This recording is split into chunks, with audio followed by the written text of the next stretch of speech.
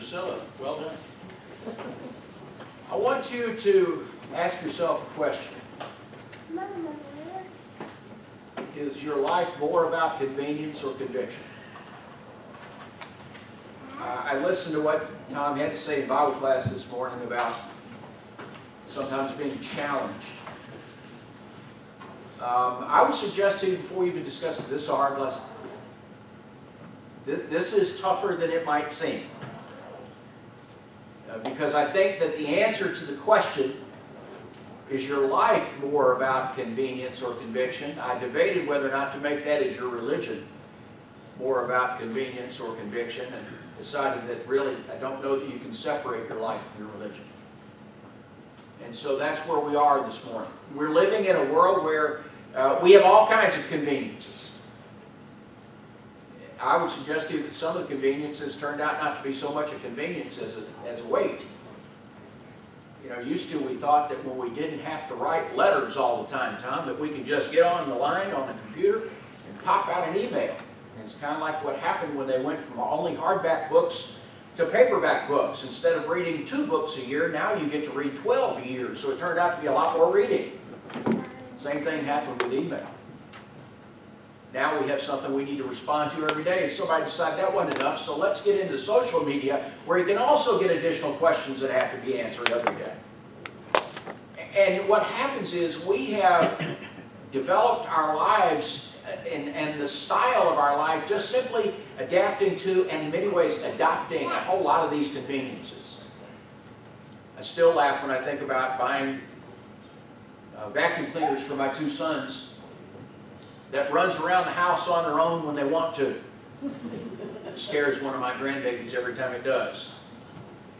It's just another convenience. Still not sure about these lawn mowers that do themselves, but our world is not the same as it used to be.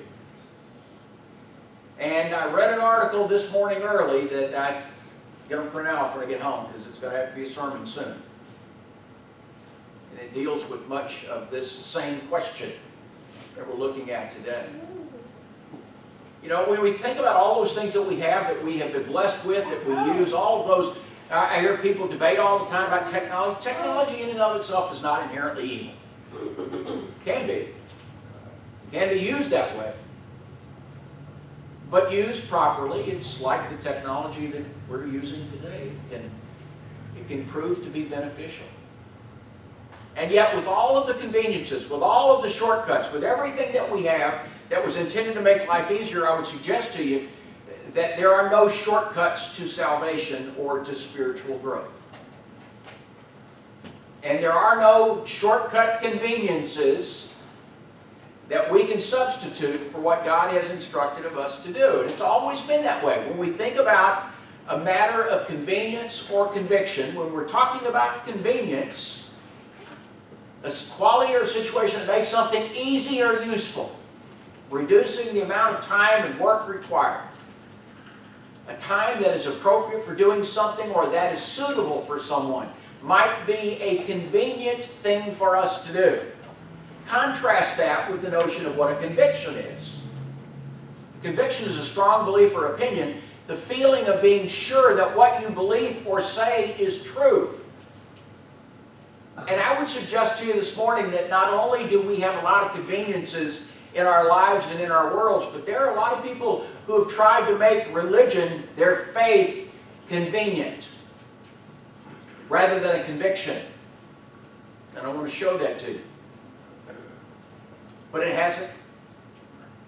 It is not something that is new to our generation. There have always been people who have tried to make things more convenient. You don't think so? Well, let's read this story. 1 Kings chapter 12. Jeroboam built Shechem in the mountains of Ephraim and dwelt there, and he went out from there and he built Penuel. And Jeroboam said in his heart, "Now the kingdom may return to the house of David if these people go up to offer sacrifices in the house of the Lord at Jerusalem. The heart of this people will not turn back to their Lord Rehoboam, king of Judah, and they will kill me and go back to Rehoboam, king of Judah, Therefore the king asked advice and made 2 calves of gold and said to the people, it's too much for you to go up to Jerusalem. Here are your gods, O Israel, which brought you up from the land of Egypt. And he set up one in Bethel and the other one in Dan. And now this thing became a sin. For the people went to worship before the one as far as Dan. He made shrines on the high places and made priests from every class of people who were not of the sons of Levi. And Jeroboam ordained a feast on the 15th day of the 8th month, like the feast that was in Judah. He offered sacrifices on the altar. So he did at Bethel, sacrificing to the calves that he had made. In Bethel he installed the priests of the high places which he had made. And so he made offerings on the altar which he had made at Bethel on the 15th day of the 8th month, in the month which he had devised in his own heart. He ordained a feast for the children of Israel and offered sacrifices on the altar that burned incense. What did he do? Well, you've got the northern kingdom and the southern kingdom. And he is in the northern kingdom where there were 10 tribes, and in the southern kingdom, which is where Jerusalem was, there were 2 tribes, including the tribe of Levi, but there were Levites who were in the northern kingdom as well. We go back in 1 Chronicles, chapter 12, chapter 15, we find out that when he installs priests in the northern kingdom, and it says that he did so from every people, they weren't all Levites anymore. We'll find out that some of the priests who were Levites said that can't be, and they went back to the southern kingdom instead of doing their work in the altars of the northern kingdom.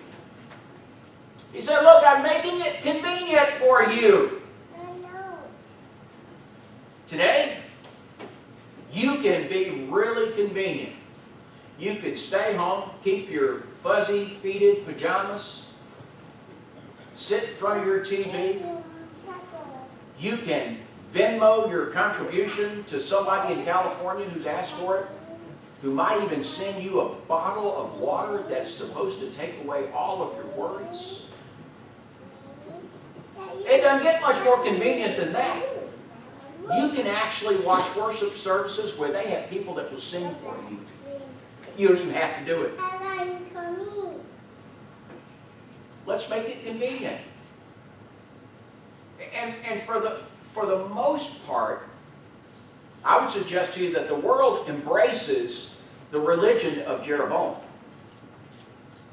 Not necessarily because of his expression that they have 2 calves and they have places of worship in high places, but it's a religion that's based upon what people want rather than necessarily what God asked for. There is a book by Robert Bellah called The Habits of the Heart. It's a wonderful book. You really, if you want to read it, I think I've got an extra copy. In Habits of the Heart, he describes a young nurse by the name of Sheila Larson, whom they described as representing many Americans' expressions and views of religion. Speaking about her own faith, Miss Lawson said, I believe in God. I'm not a religious fanatic. I can't remember the last time I went to a church. My faith has carried me a long way. It's called Sheilaism. Sheila? She said, now Sheilaism is just my own little voice. And that's what I listen to relative to religion. It's convenient for it. And in the book it says that that is becoming the predominant way for so-called Christians to participate in religion. And whenever I work up the sermon that I read about this morning, you're going to find out that statistically that is correct. And so what we have to think about is this, that God has always presented opportunities for man to do what's right. And Satan tries to get in the way. He tries to offer alternatives. He tries to find ways to make it more convenient. Like in Genesis chapter 3 when he tempted Eve to disobey God? Remember his rationale? The reason God doesn't want you to do that is it's going to make you like God. Now, I can give you the easy way here. We make you like God. All you got to do is just eat of the fruit of that tree he told you not to eat. And it's the same sort of logic that Satan used in Matthew chapter 4 when Jesus was being tempted. You look at those temptations that Jesus faced in the wilderness. It was all about doing the simple thing. You hungry? All that time you've been fasting? Look right here. You want to be powerful? Look right out here. Everything you see can be yours. And Satan tries to make certain that what we are instructed to do that is right is never convenient. Because if it's never convenient, most of us who live the rest of our lives with total convenience will jump all over it. That's why I asked Bubba to read that story. You know, I wanted them to understand that when Felix saw that, you know, that he should be sent for another time, I'll call you when it's convenient for me to act upon what I believe now. We don't know if he ever did. We don't know why it wasn't convenient at the time. But the truth is, no matter where we look and what point in history, it's always been about what's convenient or what is conviction. And we could look at any number of examples when you know, Abel offered the greater sacrifice, when Enoch was described. Enoch says that he, for 365 years, walked with God. Remember what happened when he died? Nope, he didn't die. God took him. Took him before he dies is what we see. You remember how that Noah was instructed that, you know, even though you don't understand rain, you don't understand floods, here's what I want you to do. By faith, he did what God had instructed him. Abraham, you know, probably the father of faith is Abraham. We have wonderful examples of what he did. And then we think about the fact that we're told that Moses would not give himself over to the pleasures of sin for a season in Egypt. He forsook Egypt because he wanted to do what God told him to do. And when you think about what we know, there are all kinds of biblical examples of where they had the option of either being convenient or being faithful and being convicted to what they were told. We could talk about the calves that Aaron made, which are much like that. We know about what Nadab and Abihu, what they tried to get away with. You know, we could talk about why it was that the ox cart starts rocking and Uzzah grabs it. And, you know, you go on and you look at chapter 15, you find out that when it's presented that there were those who were offended because David stripped himself down and just wore commoner's clothes and was dancing out in front of everybody, because he knew that that would please some. You know, we read about Jeroboam's calves in 1 Kings 12, where Jeroboam just said, look, let's just make a couple of calves and keep it up here at home. Let's give him an easy route here. We know that in Matthew 26, when Peter, you were with them. I don't know, 3 times.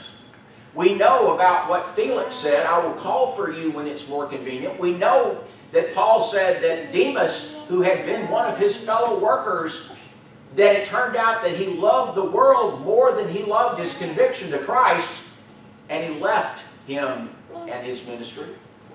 And then we have all kinds of examples, like Joseph and what he did in being, you know, mistreated by his brothers and carried in to live in the lap of luxury, and Joshua and Caleb, and what we see about the servant Daniel and him praying in the window, even after the king's edict went out that he shouldn't, and Shadrach and Meshach and Abednego, and they're walking the fiery furnace, and we can talk about the work of John the Baptizer and everything that he did. And you can look at the example of Christ himself, who wasn't excited about the work that was set in front of him, but was going to do what he was told to do. And then what we've been studying about in 2 Timothy about Paul saying it doesn't make any difference what they challenge you with. This is what you've got to do, Timothy.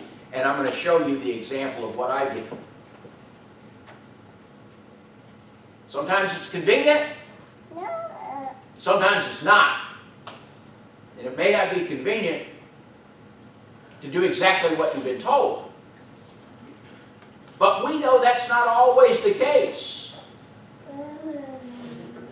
We know there are some who will follow, isn't that convenient?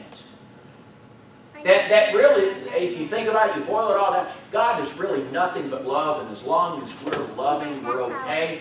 As long as I believe in my heart, I will be saved.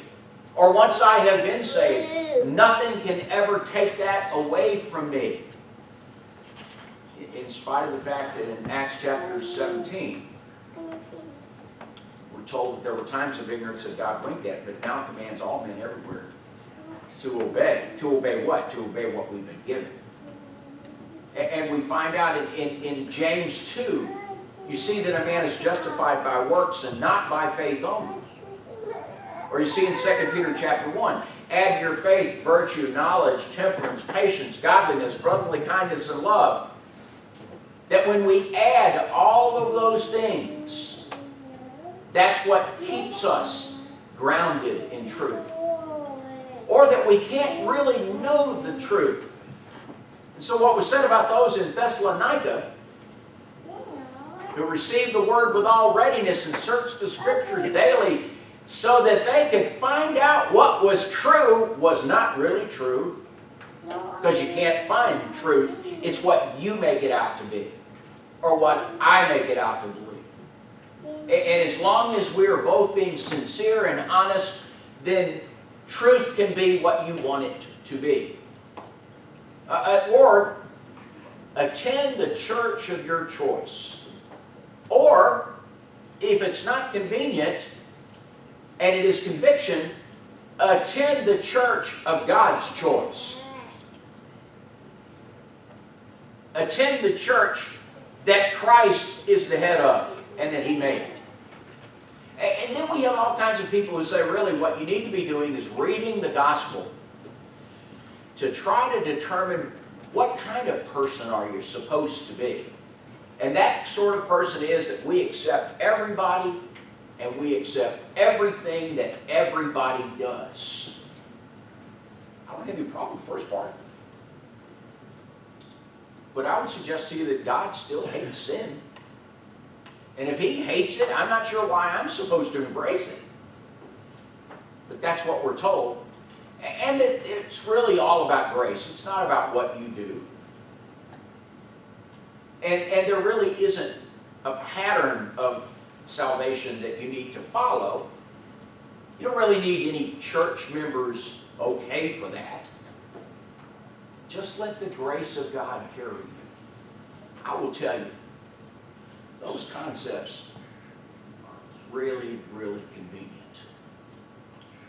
It boils it down. You don't have a whole lot to do. You got to find God. Once you do, good to go. Everything else is taken care of. But when you think about it, talking about this, there's a whole lot of other topics that we're not going to have time to go through today. You know, there's this notion of people who became Christians. Why? Because their parents were Christians, and their grandparents were Christians, and their great-grandparents were Christians, so I didn't really have a choice. In whatever that means. You know, in Judges chapter 7, what we find, Judges chapter 2, what we find out is that Joshua and those who were his peers, they all followed a certain pattern of belief and experience of God. And then we find out in verse 10 that the generation after them didn't do it. So it's not always the case that people just accept being second-generation Christians. And if there wasn't a difference between being conformed to the world and being transformed by the renewing of your mind, that discussion wouldn't be there.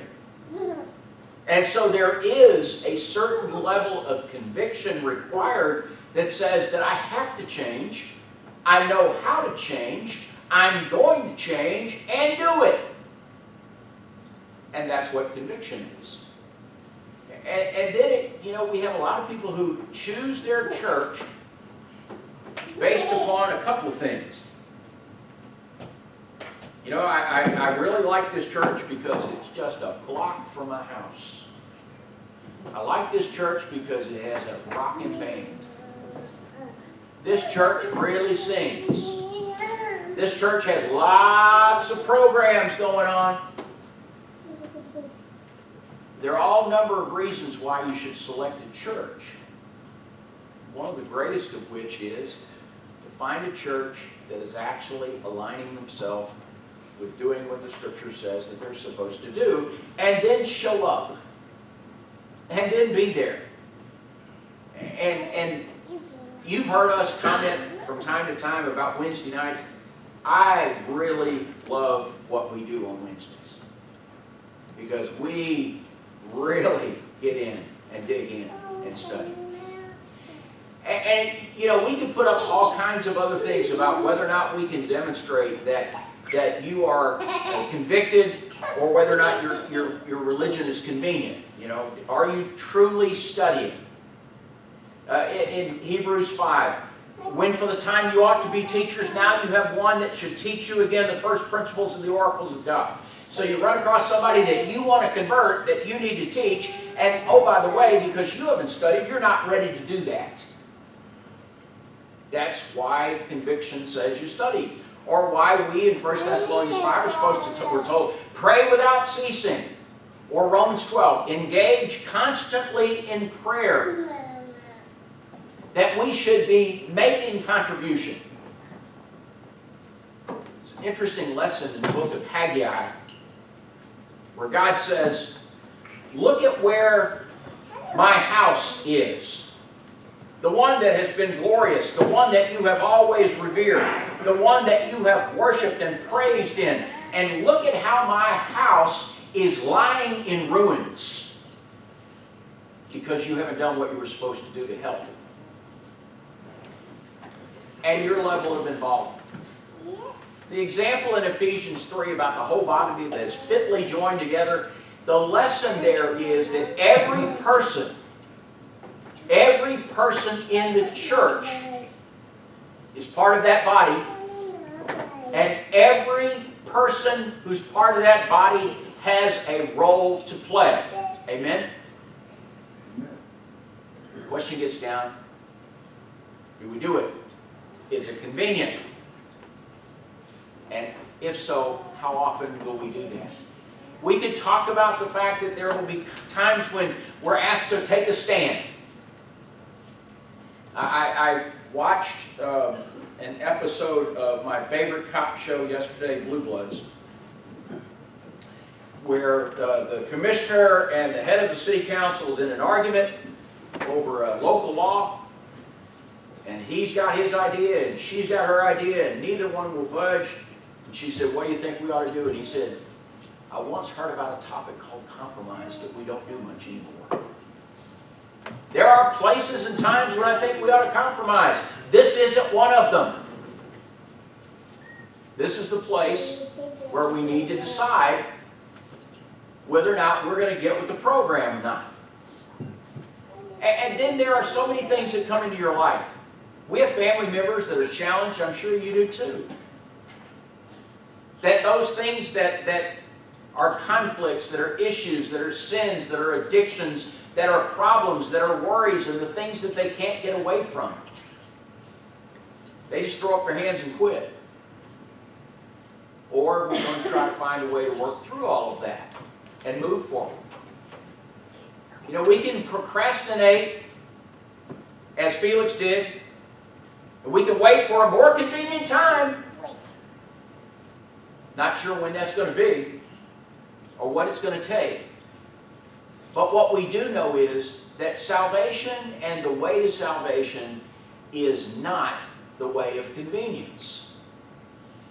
And when we read the Scriptures, there are so many verses that tell us that God's thoughts and ways are not ours, and they probably won't even make sense to us. In many instances, they seem contrary to our own thoughts. Isaiah chapter 55, my ways are not your ways, neither my thoughts are your thoughts. We don't think like God. Therefore, we may not understand why truth is set out the way it is, or conviction requires the things that it requires. And then we find out that the way to salvation may be challenging. That's why in Matthew 7, Jesus talked about that straight gate and that narrow way versus the wide gate and the wide way. And it's something that we have to continually think about. Where am I going and how am I doing? And have I completely and totally given myself up? Recently we studied Luke chapter 14. Unless you are willing to hate father and mother and brother and sister, even your own self, and put him first, you're not right. Verse 33 of Luke 14 says that you have to be willing to, quote, forsake all, end quote. All what? Everything and everybody, and put him first and do what he wants. That's not convenient. Because I have a lot of things that I really would like to have. And our faith in what we do needs to be based upon what God's Word tells us. What is true and right and good and holy, rather than what's easy or even seems to feel good. If you would like to go and worship next Sunday at a church that will make you, I guarantee, feel good when you leave, if you will see me afterwards, I'll tell you where to go. If, however, you'd like to worship someplace where the intent is to do everything we can to make God feel good about what we have done in praising Him, I can tell you, Will, you can be too. Who's it about? See, because commitment to the Lord, to His church, it requires conviction on our part. And when Felix said, go away, I will call you when it's convenient. Are you waiting for a convenient time? Are you waiting for Satan to get out of your way so that you can do what you know you need to do and have to do? Because if you're waiting for that time, it ain't coming. Won't happen. You would have been tempted to say to Felix, no, sir. We're not waiting any longer. Come on. You know what you need to do. Because when he said, in an acceptable time, I've heard you, and in the day of salvation, I've helped you, behold, now is the accepted time. Behold, now is the day of salvation for those who are waiting for a convenient time to be convicted to do what you need to do, what you know you need to do, and what you have committed yourself to do. Today is the day. Get with the program. I'd like to give that speech to the Cardinals. You know, we need to get with it. We need to take this stuff seriously. Because it is eternal in nature. But a big part of it is, it's not convenient to surrender yourself and all that you believe. It's not fun. It doesn't make sense to humans. You know, we're taught from the time that we can be taught. That you can be anything and do anything, and you're the most important thing, and take care of yourself. And all of that is true. But we need to understand, all of that is true only to the point that we get to where we get to talk about our Savior. And we really need to give it all up. If you're here this morning, you have a need to respond to the invitation. We invite you to do that right now, as together we stand and as we sing this song.